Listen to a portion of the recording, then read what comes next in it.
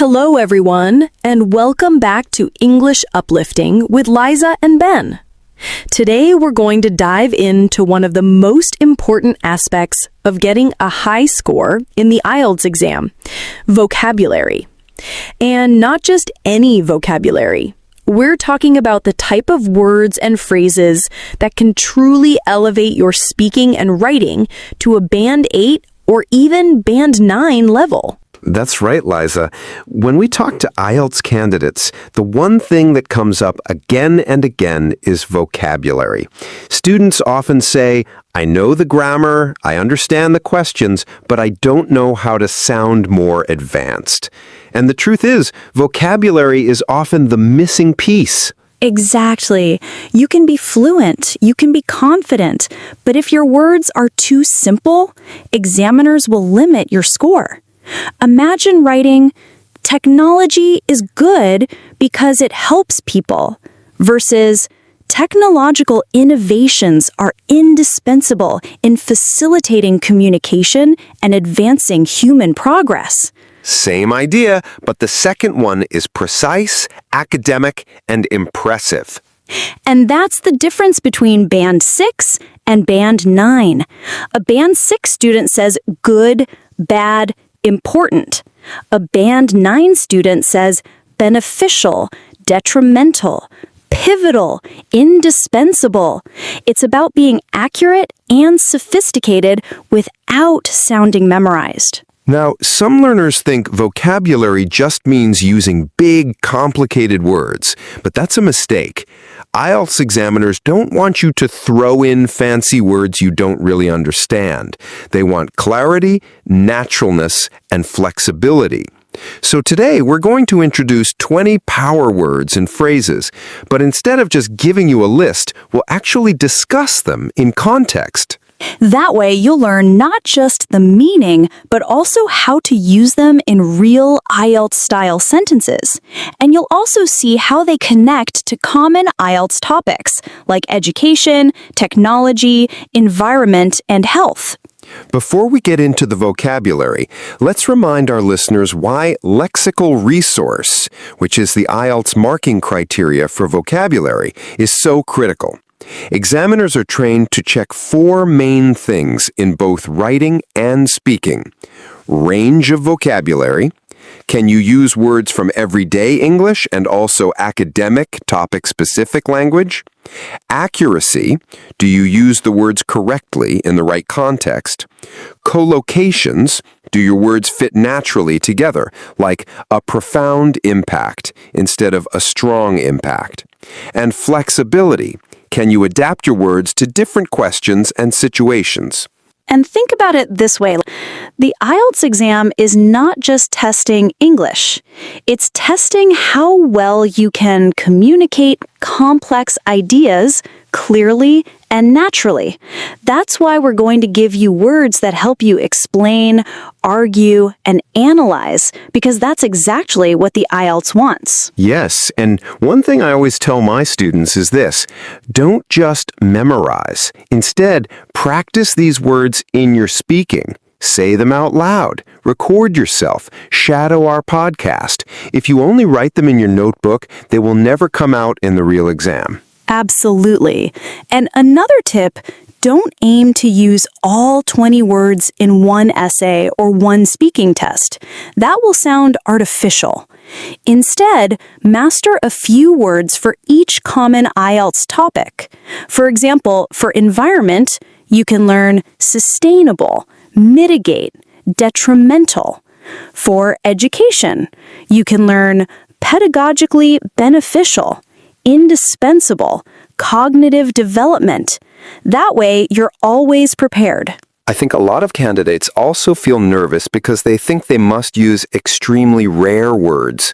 But actually, examiners prefer natural academic words that real educated people use. Words like imperative, inevitable, alleviate, paradigm shift. These are common in academic writing, newspapers, and TED Talks, so they sound natural. That's true. And one more thing, sometimes candidates overuse idioms. They think idioms are a magic trick for Band 9. But actually, idioms should be used sparingly and only in the right context. What examiners want is clarity, precision, and sophistication, not random idioms that don't fit. Exactly. So instead of filling your essay with cliches, it's better to use powerful academic vocabulary. And today, we're going to show you exactly how. Here's how we'll do it. In this episode, we'll go through 20 words and phrases that are perfect for IELTS. But we won't just throw them at you. We'll discuss them like we're having a conversation. We'll give you examples, and we'll even compare basic sentences with advanced ones. For example, you might say, plastic pollution is very bad for the environment. But if you want to impress the examiner, you can say, plastic pollution has a detrimental effect on the environment, and it is imperative that governments mitigate this issue through sustainable practices. Same idea, but the second one is precise, academic, and impressive. That's the power of vocabulary. And remember, your ideas don't need to be unique or genius. IELTS doesn't care if your opinion is original. They only care how clearly and effectively you express your ideas. And vocabulary is the tool that helps you do that. Exactly. And even a simple opinion like, I prefer reading books to watching movies, can sound advanced if you say, I gravitate towards reading because it not only enhances cognitive development, but also disseminates knowledge in a more holistic way.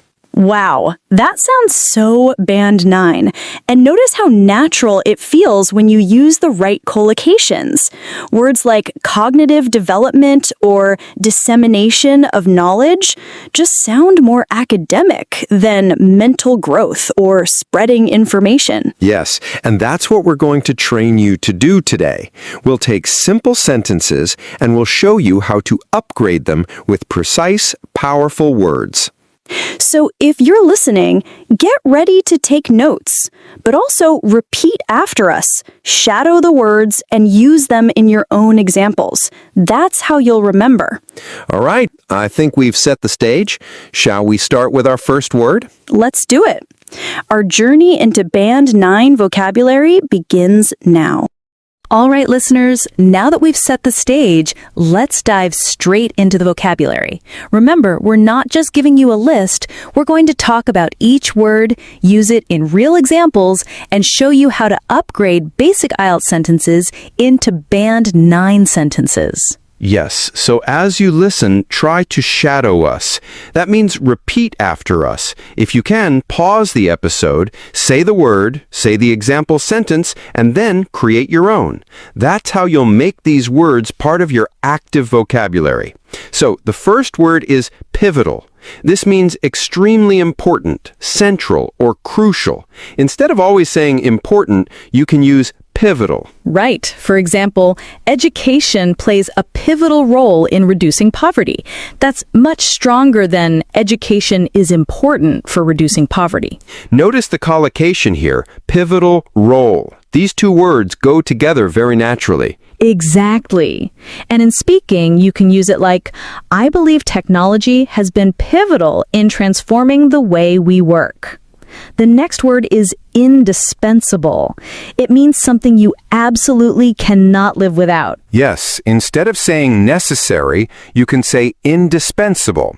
For example, critical thinking is indispensable in higher education. Or, in speaking, my smartphone has become indispensable in my daily life. Word 3 is detrimental. This is a formal way to say harmful. Right. For example, smoking is detrimental to human health. That's more academic than just saying smoking is bad. Another one, over-reliance on technology can be detrimental to children's social skills. Now let's talk about mitigate. This means to reduce the seriousness of something. Right. For example, renewable energy can mitigate the effects of climate change. And in speaking, I try to exercise regularly to mitigate the effects of stress. Now, the opposite of mitigate is exacerbate. This means to make a problem worse. Yes, like urbanization has exacerbated traffic congestion in many cities. Or social media can exacerbate feelings of loneliness if overused. Our sixth word is alleviate. It's very similar to mitigate, but usually we use it with pain, stress, or problems. Exactly. Governments should invest in public transport to alleviate traffic problems. Or, in speaking, listening to music really helps me alleviate stress after a long day. Next is imperative. This means extremely necessary, urgent. Yes, like it is imperative to address global warming before it is too late. Or, in IELTS preparation, it's imperative to practice under timed conditions. Our next word is inevitable. This means unavoidable, certain to happen. For example, with technological progress, automation is inevitable. Or, in speaking, I think disagreements are inevitable in any relationship. Now we have sustainable. This is about something that can continue without harming the future. Yes, for example, sustainable energy sources are vital for long-term development. Or, in speaking, I prefer eco-friendly brands that use sustainable materials. Our next one is holistic. This means complete, looking at the whole picture. Right. Healthcare should adopt a holistic approach that includes mental and physical well-being. Or, in speaking, I think education should be more holistic, focusing on life skills as well as academics. Now let's look at engender. This is a formal way to say cause or bring about. Yes, like the new law has engendered a sense of trust in the government. Or social media has engendered new forms of human interaction. Our 12th phrase is paradigm shift. This means a major change in thinking or approach. Yes, for example, the invention of the Internet marked a paradigm shift in communication. Or remote work represents a paradigm shift in how we think about jobs. The next word is dissemination. It means the spread of information. For example, the rapid dissemination of knowledge has been made possible by the Internet. Or, in speaking, social media allows the quick dissemination of news, but not always accurate news. Our next word is permeate. This means spread through or influence widely. Right, like technology has permeated every aspect of daily life. Or a feeling of excitement permeated the classroom before graduation. Now we have over-reliance. This means depending too much on something. For example, over-reliance on fossil fuels is unsustainable. Or, in speaking, I think some students have an over-reliance on translation instead of thinking in English. Our next word is socioeconomic. It describes things related to both society and the economy. For example, education reduces socioeconomic inequalities. Or, in speaking, I believe socioeconomic background influences people's career opportunities. Next is cognitive development. This means the growth of thinking and learning abilities. For example, reading books enhances children's cognitive development. Or playing strategy games can support cognitive development. Now we have global interconnectedness. This means how countries and people are linked worldwide. For example, global interconnectedness has accelerated cultural exchange. Or, in speaking, one disadvantage of global interconnectedness is the loss of local traditions. We already saw exacerbate, but let's practice again. Imagine the examiner asks, what problems do cities face today? A Band 6 student might say, cities have a lot of traffic, and it's getting worse. A Band 9 student could say, urbanization has exacerbated traffic congestion and environmental degradation in metropolitan areas. Finally, our 20th phrase, from a broader perspective. This is a very advanced connector for essays and speaking. Yes, like from a broader perspective, investing in education benefits not just individuals, but the entire economy. Or, in speaking, from a broader perspective, I think traveling helps people develop tolerance and cultural awareness. All right, listeners, let's do a quick practice. I'll say a basic IELTS sentence, and Liza will upgrade it with advanced vocabulary. Pollution is bad for the planet.